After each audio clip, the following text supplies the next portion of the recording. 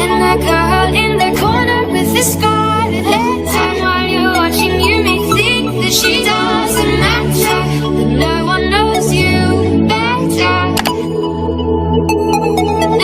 Hi guys, I'm Jubel Loria and this is the summary of Chapter 7, IP addressing.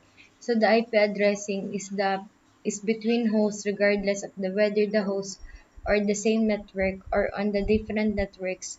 Both Internet Protocol version 4, the Ethernet Protocol version 6 is to designing and implementing managing of the effective IP addressing plan ensures the network can cooperate effectively and efficiently. The IPv4 address is binary is a numbering system that consists of the numbers 0 and 1 called bits. So the binary is important for us to understand because host servers and network devices use binary addressing, especially they use binary IPv4 addresses. So each of addresses consists of a string of 32 bits divided into 4 sections called octets. Each octet contains 8 bits or 1 byte separated with a dot, and working with binary numbers can be challenging for ease of use by people. IPv4 addresses are commonly expressed in the octet decimal notations. Next is the positional notation. So the decimal positional notation system operates as described to use the positional system match a given number to its positional value. So in contrast, a binary positional notation operates as described.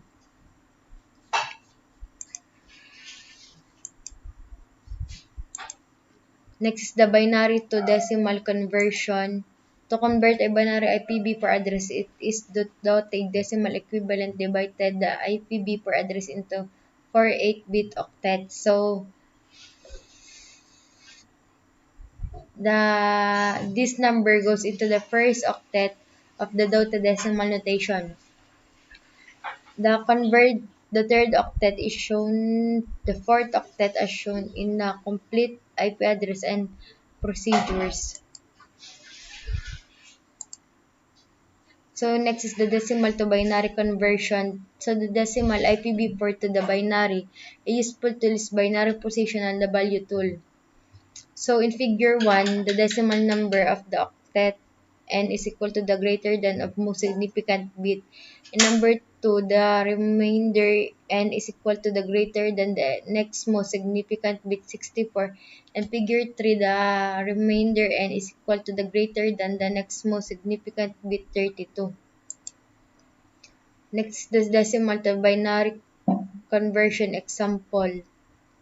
So the binary to conversional example is to help to understand the process. Consider the IP address 192.168.1.10 using the previously explained process. So the next octet is 168, compares 168 to the 128 high order bit because 168 is the greater than 128. Add 1 to the higher order positional value, then subtracts 128 from 168 to produce a remainder of 40.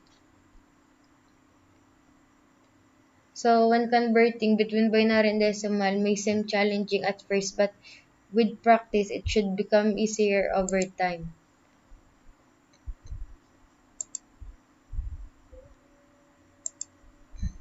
Next is the network host portion. So to understanding the binary notation is important when determining if the hosts are in the same network.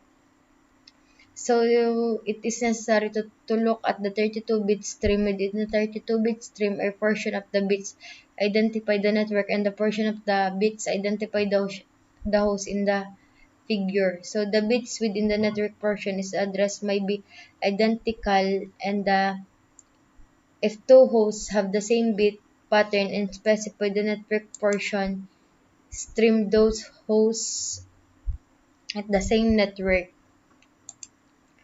Next is the subnet mask is assigning an IPv4 configuration to host. The IPv4 address is the unique IPv4 address of the host. The subnet mask is to identify the network host portion of the IPv4 address. The default gateway is the local gateway to reach the remote networks. So to identify the network and the host portion of an IPv4 address, the subnet mask is compared to the IPv4 address bit for bit from left to right, and the subnet mask identify the network portion while the zeros identify the host portions. So local end is one of these basic binary operations used in digital logic. The other two are or and not. Logical end is the comparison of two bits that produce the result shown.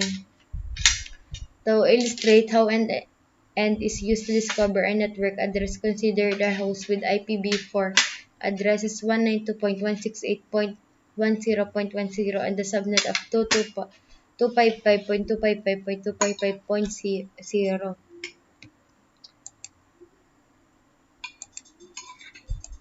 Next is the prefix length is the length number of the bit set to 1 in the subnet mask. It is written in slash notation, which is followed by the number of the bits set to 1. Therefore, the count number of the bits subnet mask prepared with the slash. So, the using various types of perfect lengths there will be discussed later.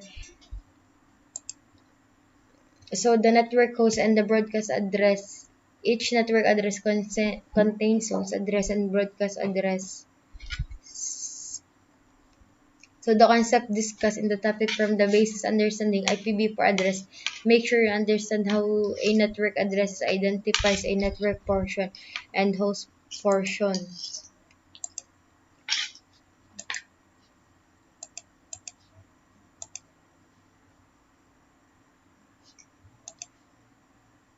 This is static IPv4 host. B4 host is network. Some devices require fixed IP addresses for instant printer services, and network devices needed an IP addresses that can change for these reasons.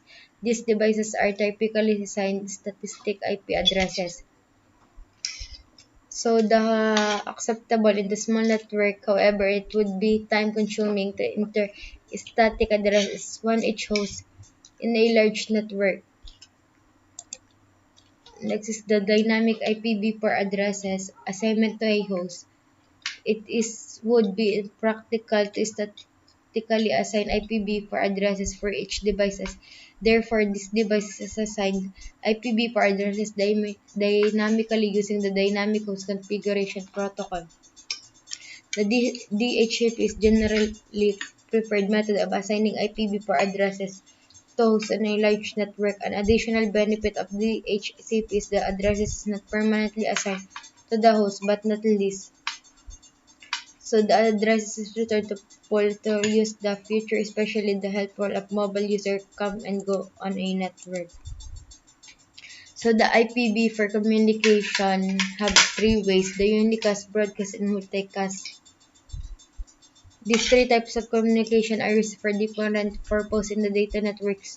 In all three cases, the IPv4 address or originating host is placed in the packet header as the source addresses. Next is the unicast transmission. Is used for normal host-to-host communication in both client-server and peer-to-peer network. So in IPv4 network, the unicast address applied to an end devices is referred to as the host addresses. For unicast communication, the addresses assigned to the network to end devices are used in source of the destination IPv4 addresses. So the broadcast transmission is used to send packets to all hosts in the network using the broadcast addresses for the network. The broadcast may be directed or limited. A directed broadcast is sent to all hosts on the specific network. And when the packet is broadcast, it uses the resources on the network that cause every receiving host on the network to process the packet. And because routers separate broadcast domains, subdividing network and improve network performance by limiting broadcast traffic. The multicast transmission is reduced by the traffic by allowing a host to send a single packet to a selected host to,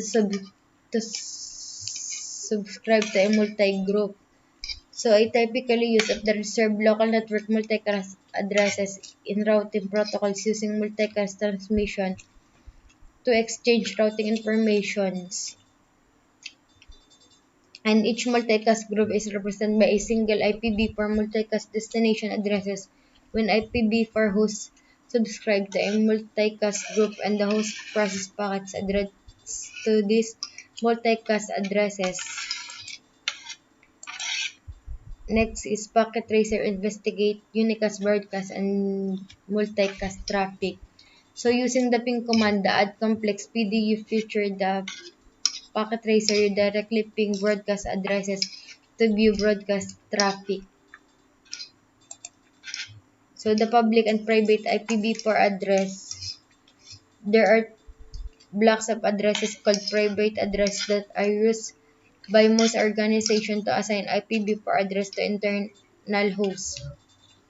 So specifically the private address block are, it is important to know the addresses within this address block are not allowed on the Ethernet and filtered by the Ethernet routers. Next is the special user IPv4 addresses. There are also special addresses that can be assigned to hosts, but is restriction of those hosts can interact within the network.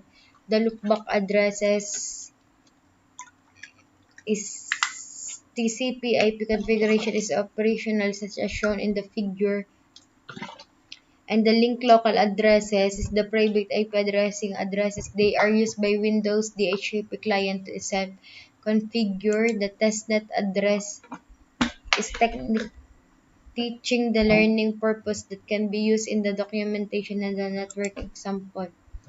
The legacy class addressing is divided in the unicast ranges into specific class called class A and class B and class C. The Class A is to support extremely large networking with 16 million host addresses, and the Class B is moderate to large size network up to approximately 65,000 host addresses, and the Class C is designed to support small network with maximum of 254 hosts. So that's all guys, the summary of chapter 7.